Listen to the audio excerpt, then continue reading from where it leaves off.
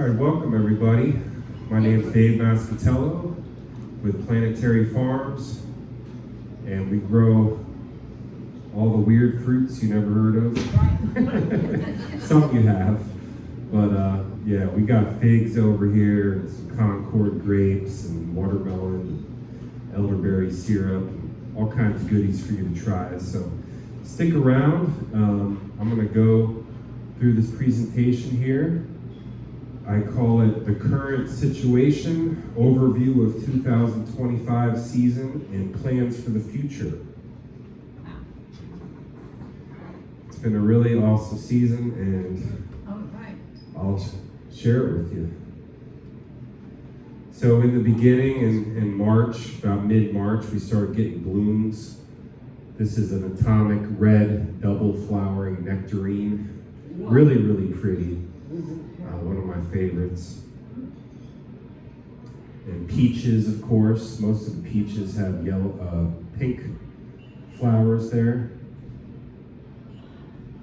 Now, the issue with the peaches and the nectarines and all the stone fruits, right, is that they're very difficult to grow organically where we are because we get hit with this insect called the plum curculio. And it's terrible. So we are only organic. We don't use harmful chemicals.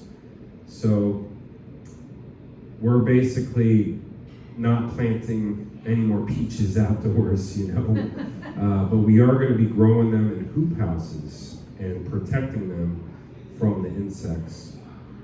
Other things like Asian pears, and this is an Asian pear blooming, they do much better outdoors.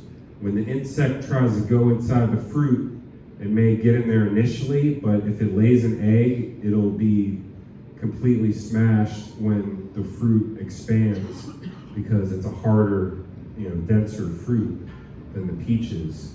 So Asian pears do much better outdoors than, say, peaches or nectarines or apricots or something like that. So I've been cutting down some of the peaches, unfortunately, but planting these because they do much better. And so this is the beginning of the construction of the hoop house. That's where that watermelon was grown in, actually. This was my first USDA grant. So they paid for it, $12,000 greenhouse.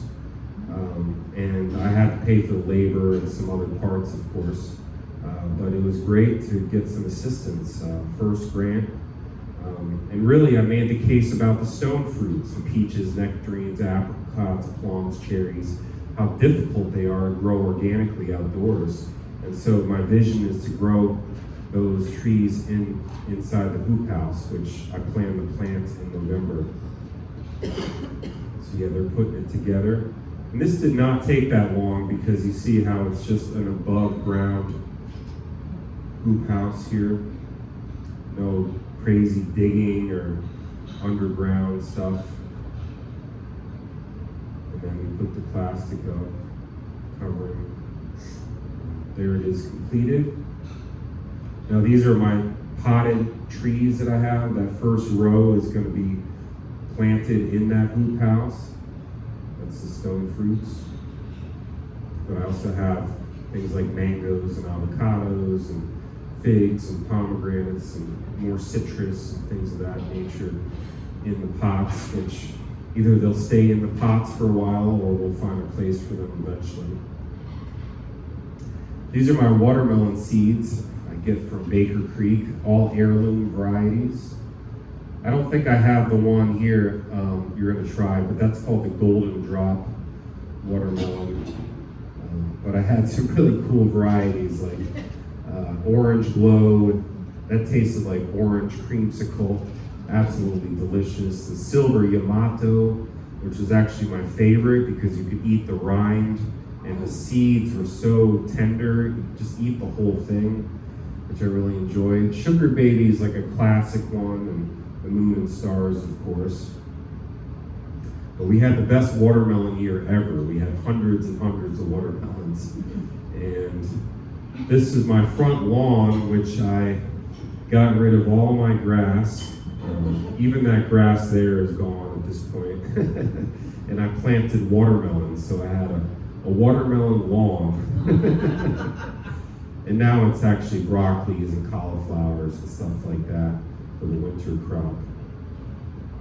This is a lemon, huge lemons that I picked from the greenhouse. I brought a lime from the greenhouse, and I'm going to put that on the watermelon for you guys.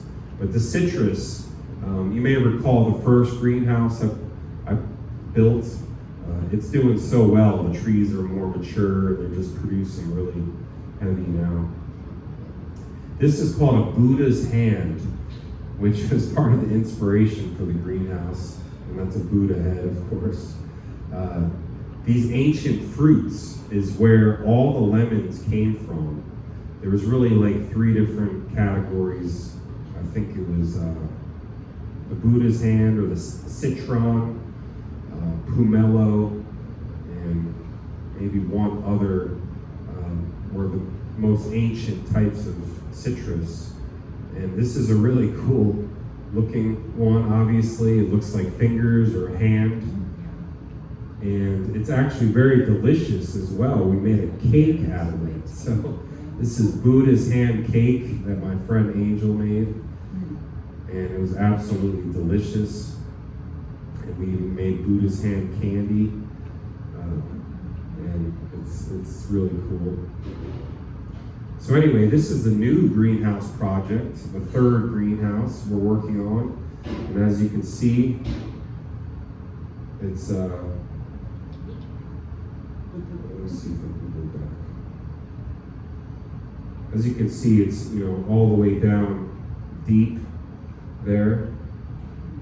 I will have more pictures for you next time I'm here with it being completed. We're so close to getting it done. But basically, we're putting in these geotubes. These tubes help circulate the warm air from deep underground. So it helps stabilize the temperature. So we'll be able to avoid using propane, hopefully, or any other expensive means of heating the greenhouse.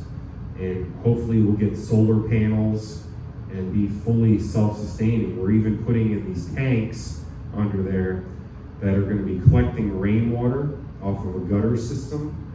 We're going to have aquaponics with fish that'll fertilize the plants, and then we can water the plants with the fertilized water and have basically a second well. So it's a pretty expansive vision that me and my friend had, and it's been a project and a half. Been working on it for a long time, but we're almost there. Hopefully we're going to have electricity in there by next week. So we're very excited about it. Yeah, this is my cat that I had for 3 years. Her name was Miss Figgy. And very, very unfortunate. She got hit by a car and she passed away, but she was a wonderful cat, and she took care of the figs, like would guard the figs. And we even named we have a fig that was that's called Little Miss Figgy that grows right outside my door. So, but anyway, it was a tough time. I had to go through some healing and mourning, and there's a fire, and that's like my happy place is outside at nighttime with the fire, and nobody can bother me. Just be at peace, meditate. And of course, the teas are very helpful with relaxing. This is like catnip, mugwort, motherwort, elderberry, mullein, and rose. So we have all kinds of different teas that we put together. I use a crock pot a lot of times. I'll just put the herbs in there and just drink it, usually in the evening, but during the day as well. And so then we got another cat. This is Gracie. So I adopted her, and she's now taking Figgy's place out in the garden, taking care of all the figs, watching them, make sure the rodents don't come in. And I'll tell you, they're out there. Luckily, we're getting good crops of these figs. I picked all these the last 2 days, so lots of figs we're getting. And speaking of figs, these are our fig trees that I bring to local markets, and people come by as well. I have a nursery, and it's just awesome. People love growing figs. They're easy. So yeah, I've sold quite a bit, and that's been helping sustain the farm. Of course, we have medicinal plants as well. This is cannabis, and you guys know we grow some of that as well. It's legal to have 4 plants per property, so grateful to be able to grow some of that medicine legally, and we can give it away to people who need help sleeping or have anxiety issues or pain or anything like that. As you know, we grow all kinds of medicinal herbs, turmeric for pain as well and inflammation. Passion flower is great for helping with sleep. Holy basil is in here as well. Tulsi is another name for it. Great for reducing cortisol in the body. And it's an adaptogen herb. So I could talk to you guys about herbs all day long. I have tinctures here. Elderberry is an amazing herb. I have some elderberry syrup you guys can try. And here's a picture of one of the first farmers markets I did this year. I started one on Fridays out in Herndon, Virginia, at a restaurant called Green Fair. It's one of the only organic, plant-based restaurants that I know of, and a lot of people are into health over there, and so I bring them food and medicine. That's reishi mushroom right here. You see that? Known as the queen of medicinal mushrooms. It's incredibly good for the sinuses and getting rid of allergies, and it's also good for the heart, the liver, the kidney, your skin, all your vital organs. And it's a longevity herb as well. And then next to that, those yellow flowers is called mullein, and those open up your lungs. It's really good for clearing out the lungs if anyone has asthma issues or just has a lot of phlegm. Maybe they have a sickness or something, but great for the lungs. And those are edible daylilies and edible roses and all kinds of greens as well. And you can see the plums and gummy berries and blueberries. This is early in the berry season. You guys have had the berries that I brought in the past. I don't know if you remember that, but we get a lot of berries. This is called a neck plum, a nectarine crossed with a plum. Absolutely delicious, super juicy and sweet. And this was grown in my first greenhouse, so I was very happy to harvest this. I've heard so much about this fruit. It's actually called the Spice Z Nectar Plum. It's a hybrid and very delicious. So that gave me hope, I could grow stone fruits in these greenhouses. More berries, of course, your blueberries, and these are called pink lemonade blueberries. They have like a tropical tone, just really delicious, and blackberries, of course. This is the Buddha's hand in the young stages. Just thought I would shoot that. They look really interesting. Corn, we had a great corn year. I had hundreds and hundreds of ears. I get all heirloom seeds from Baker Creek. And it's a privilege to grow corn. A lot of people don't understand that corn is a superfood. I mean, it's really good for you. But you have to have like organic and, just the stuff, the GMO stuff they do with corn these days is just crazy. That stuff can be harmful, but the heirloom seeds, there's a ghost in here. He's not getting a fig though. But anyway, corn is a wonderful plant to grow, and we of course had many mangoes.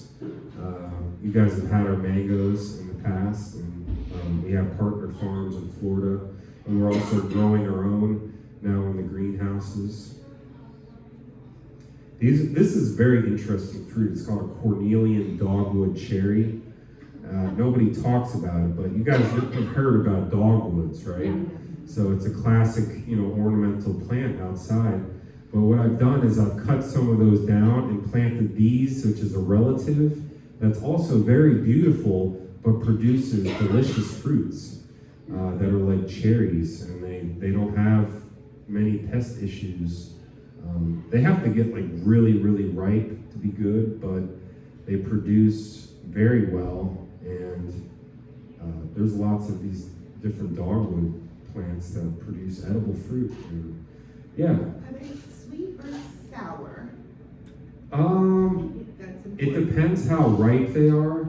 They're pretty sour if they're not like totally soft. But once they get to a peak ripeness, they get a lot sweeter and extraordinary flavor. I almost want to say like it could taste like Kool-Aid or something, like when they get really, really ripe. But did you bring any today? No, these are not ready. These were already ripened and passed. But that's why you guys got to book me like maybe 3 or 4 times a year, because every season I can bring you different stuff. Heirloom tomatoes, of course. We had tons of heirlooms. You got another question? Yeah, go ahead. What's a gummy berry? Oh, a gummy berry. Great question. I have a relative of them called autumn olive, but they're a nitrogen fixer. First off, the plants, they help the soil improve.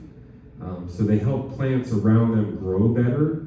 So they're a great like companion plants for say apple trees or pears or any fruit trees. You plant them around there. They fix the nitrogen, help the soil, and they produce these delicious berries that the goonies taste like gummy bears, basically. They get more and more ripe as the season progresses, and goomy, gummy, that's why they call it that. And the pits are edible too. I have something a little bit similar that you can try today called an autumn olive. So they're sort of like gummy berries that you get in the fall. They're not necessarily as sweet. They're more tart, but they're still delicious and nutritious. They got like 13 times more lycopene than tomatoes, and edible pits that have like healthy oils and stuff. But great tomato year. I have some tomatoes here you guys can try as well. The beans are always a great thing. Speaking of nitrogen fixers, they help improve the soil. And the more you pick, the more they produce, and the more they keep sending out nitrogen. So I had like purple dove, yellow wax, and blue lake, and dragon tongue, and Chinese noodle beans, and black beans, and all these different. Yeah, the Chinese noodle beans are funny. They're like 2 feet long beans, but they're way easier to prepare than like regular green beans, because you get this long bean and you just chop it up and it's just like a big meal, Or green beans, you got to pick so many, but that's what people are familiar with is the green beans. So that's what the market wants. I'm selling to this co-op, and I just dropped off like 3 pounds the other day. I got to just plant more of the green beans and just, I'll still do the noodle beans for fun and for personal use. In farmers markets, they'll sell more once you can explain to people what they are. But that's the learning curve is teaching people, there's so many different foods out there that we can grow and we can eat, but we're limited, in the grocery stores. They only give you a small fraction of what is actually possible. So my job is to grow diversity and share with people what's possible. The figs, of course, speaking of diversity, we have 150 varieties of figs. It's my favorite thing to grow. They're absolutely delicious.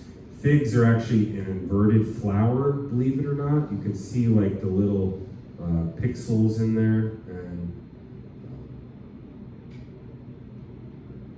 out in California, they have this little wasp that'll go in and like pollinate it, but that's only a certain types of figs, and we don't even grow those types of figs. These are common figs. They don't need pollination. But anyway, I got some for you guys to try. So I've been eating them, every day the last month, and hopefully we get warmer weather. If the warmer the weather, the hotter it is, the more figs we're going to get. Yeah, go ahead. I had a question about, are the figs were good for persons with high blood sugar? Oh yeah. Is that correct? And also, just wanting to know, what fruits do you grow that can help with high blood pressure, high blood sugar, and chronic pain? Yeah, absolutely. Well, the first thing I would recommend is cutting back on fats, because when you eat a lot of fats, and a lot of that includes animal products because they are so high in fat, they can clog up the cells, the mitochondria. Think of it as like a parking space, right? And the sugars are coming in, and they need a place to park, right? But if that parking space is clogged up, they can't get in there and be processed properly. So a lot of people think it's the sugars and the fruits, and I'm sure, processed sugar can lead to all kinds of imbalances, but the whole fruits, you don't have to worry about it. It's just too much fat. So try to cut back on fat, and also get watermelon that has seeds in it, because if you eat the seeds, it can help absorb the sugar, right? Or don't do fruit juices. Fruit juices or processed sugar will spike. That's what you got to be worried about. It's exponentially worse to do that, like processed stuff, processed foods, than it is to eat the whole food. If you eat the whole fruit, you're going to be okay. But some people, it takes time to get their body used to eating fruits. So yes, figs are a great one for that. They will not spike your blood sugar. Things like berries as well are very good for that. You may want to just shy away from mangoes or something like that, because they got a lot more sugar.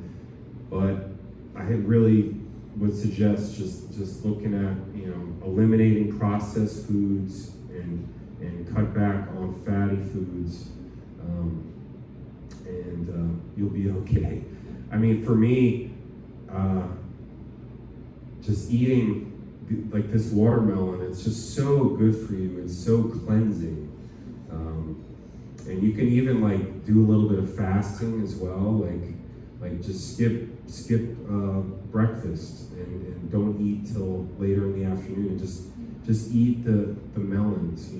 It'll cleanse your body, and help eliminate waste that's not being moved through. Yeah, watermelon's good for you, especially the seeds. So I would recommend watermelons, figs, berries. And then getting your greens in too is so important. You can't underestimate your greens. The greens will help absorb the sugars as well. And then actually you get a lot of protein from the greens, and then minerals. These are Asian pears. I talked about them earlier. I can't tell you how awesome they are. They're just such great producers in our area. So we have probably about 30, 40 trees at this point. Yeah, they just do so well. I wish I had some for you to try. We just finished the last ones, but in the future, we're going to just have so many more each and every year. Jackfruit. Yeah, this is like the biggest fruit known to man, biggest tree fruit known to man. The biggest fruit's a pumpkin, but these are the biggest fruits that grow on trees that can actually grow, that'd be 100 or more pounds. And they're related to figs and mulberries and stuff like that. And they taste like juicy fruit bubble gum. absolutely delicious. And this is from Florida. I did not grow it, but I thought I'd throw it in. It's a lot of fun. And a lot of people eat it as a meat substitute as well. I had a barbecue jackfruit sandwich the other day that was so delicious. It tastes like pulled pork. So if you're looking for, meat substitutes, it's a great one. I thought I'd include this. This is a hornet's nest. So it was absolutely huge. And unfortunately, we had to get rid of it because it was dangerous. But so beautiful, and I wish we didn't have to get rid of it, but I wanted to at least honor it by taking the picture. This is a tobacco plant that's sort of like guarding the house. It came up again after planting it a couple years ago, and we get these huge leaves, and it kind of deters pests and stuff like that. We do harvest the leaves and dry them, and we do donate it to indigenous people when we can for their ceremonies and stuff like that. But it's such a beautiful plant. And, living in Virginia, it's tobacco country. Gotta have some tobacco.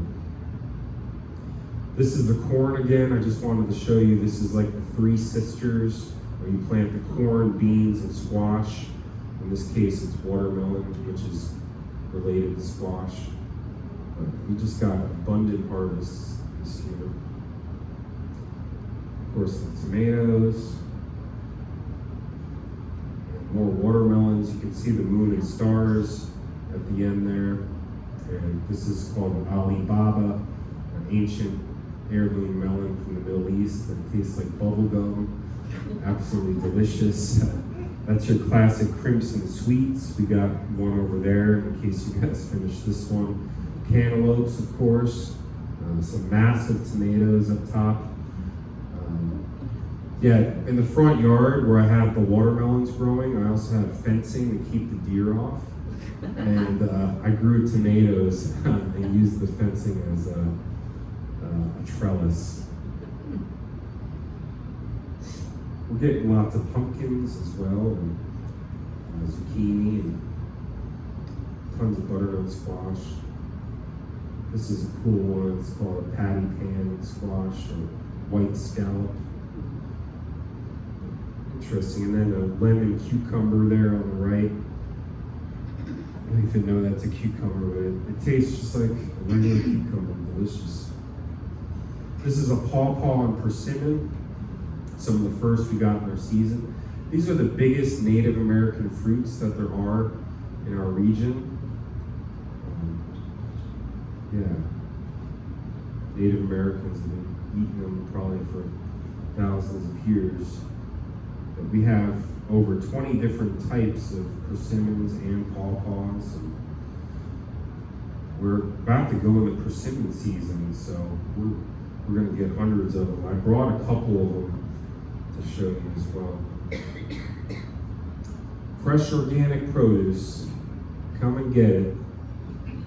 This is the restaurant in Herndon where I set up on Fridays, and we'll see how long I go, at least till the end of this month, maybe through November, we'll see. But the owner is really friendly and a good friend, and she lets me just set up there and sell my produce.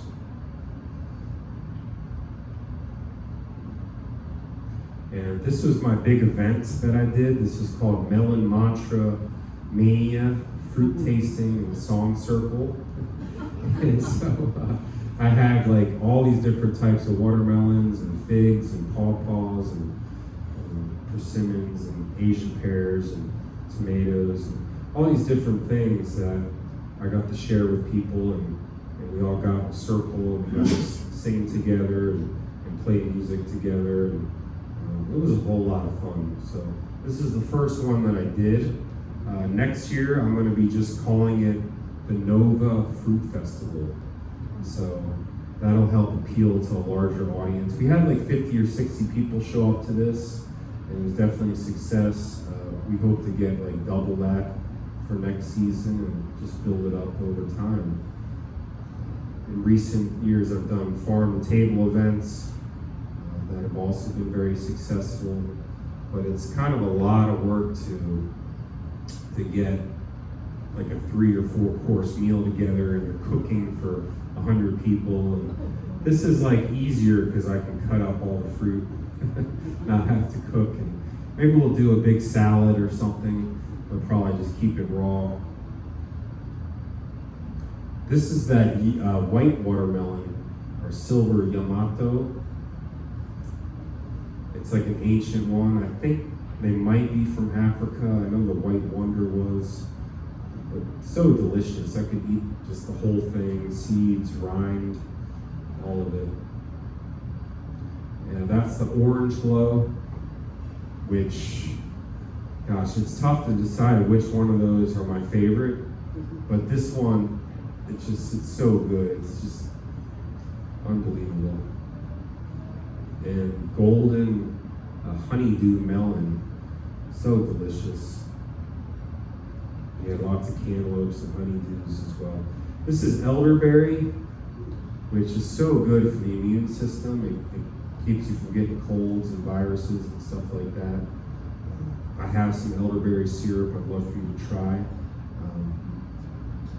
You can make tea with it, you can dry it. I make tinctures as well with it.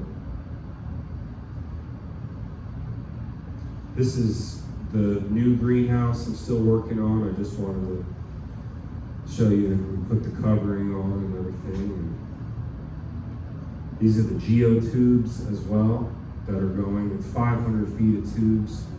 So we've got these trenches and they're going down and they're going to wrap around the tanks. And there's a better picture. So you can see these trenches here. That's where the tubes are going in. The water tanks are going in here. Tubes are going to be wrapping around the tanks, I think twice, and come back around. That's going to be circulating the air. But we're really excited. You can see how much space is in there. It's 2.5 times taller and deeper than the first geothermal greenhouse that we did. So we'll be able to have much bigger trees. I'm shooting for mangoes, maybe some avocados, have a cacao or a chocolate tree, vanilla, a dwarf jackfruit, other things as well. So it's gonna be fun. It's really expensive though, very expensive. But the goal is to, like I said, not have to use propane or any of that stuff. And the educational component is going to be huge. I'm excited to, show people, this is a mango tree, and this is a cacao, and this is a jackfruit. I was hoping to put a coconut tree in there as well. We'll see what happens. This is a salad that I made. I just wanted to share this. If anybody is looking to do like a deep healing cleanse, I highly recommend it. I did 3 weeks of just eating all raw food. And with the raw food, think of it, it's like cooked by the sun, right? It's like, it's got all these enzymes in it that help with digestion. And don't get me wrong, I loved eating a nice stew or something really hearty and warm, a nice cooked meal. But there's something about the raw foods that are really, really healing. I'm able to lose weight, I'm able to have more energy, I'm able to sleep better. So if any of you guys are dealing with health issues, I would consider the raw foods and doing a plant-based diet. Give it 3 weeks and you will see wonders. It's just really amazing.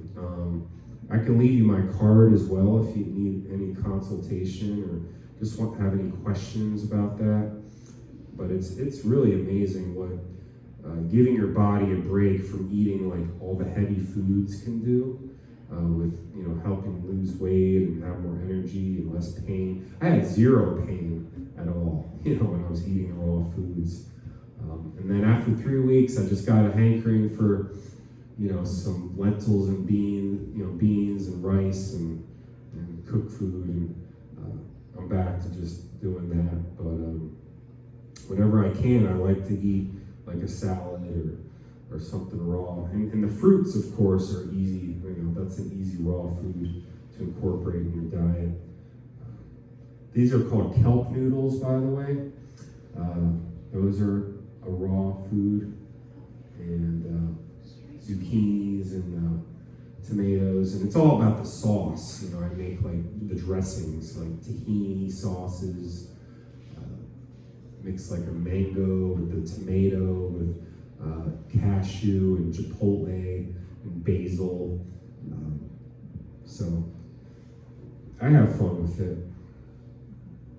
I had to share my favorite fruit or my favorite fig. It's called the Black Madeira, or the King of Figs, filled with a complex berry jam. It rivals any other fig out there. Just so absolutely delicious. I wish I had some of these to share with you. You'll taste some delicious figs, but this one is on a whole nother level. That's my friend Adam, who helped lead the song circle at the Melon Mania event that I did. You can see people in the back getting their melons, and we had a great time, and looking forward to doing it again next year. That's an avocado right there. That's a really, really big one. It's called a Marcus pumpkin avocado from Florida. It literally takes me like a week to eat that thing. It's just so much. And that's my big watermelon I got. I think the biggest, maybe 47 pounds, I believe. So, and lots of other goodies you see on the bottom left there. Those are called jujubes. They're kind of like an apple, but do not have the pest pressure that apples have in our area, much easier to grow. There's Asian pears, those are autumn olives, figs, of course, and different mushrooms, melons and greens, and chestnuts and muscadine grapes. So, yeah, we've just been harvesting nonstop for quite a while, and it just continues. So thank you guys so much, and let's eat some figs and some melon.